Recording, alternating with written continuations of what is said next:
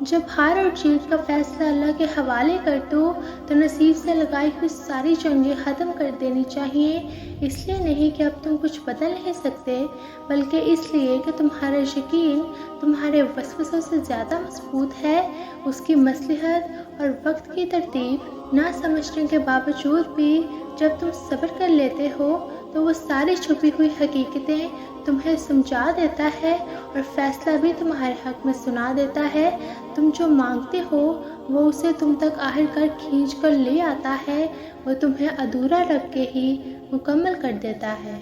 وجود کے جس حصے کو وہ خالی کر دیتا ہے اس خالی پن میں وہ خود بسیرا کر لیتا ہے۔ تم سے جو چھینا گیا ہوتا ہے وہ تم تک لوٹ آتا ہے۔ لکیریں بھی ہاتھ کا ساتھ چھوڑ دیں تب بھی وہ لکیریں بنانے والا تمہیں تھامے رکھتا ہے۔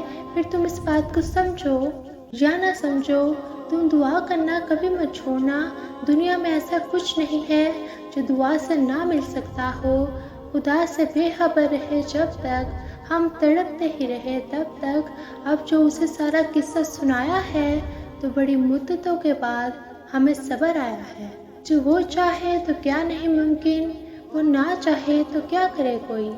تمہارا دماغ تمہارا سب کچھ ہے، تم جو سوچتے ہو وہی بن جاتے ہو۔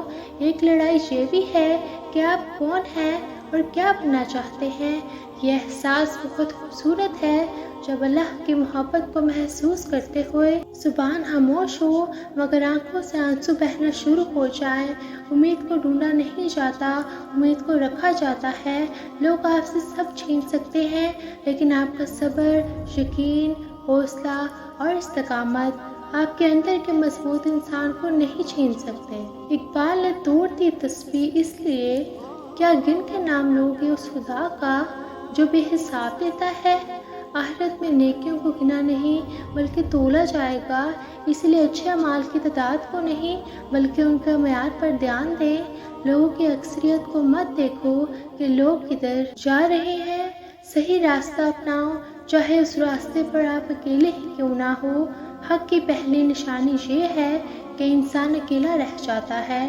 سب سے خوبصورت احساس یہ ہے کہ ایسی دعا حقیقت بن جائے جو آپ اور اللہ کے بیچ میں راز تھی۔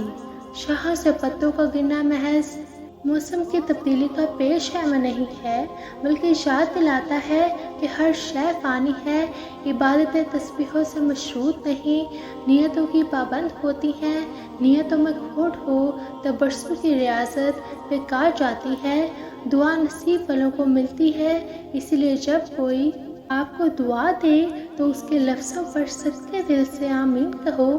زیادہ ہوشیاری دراصل بدگمانی ہے، معاف کر دینا دشمن پر فتح حاصل کرنا ہے۔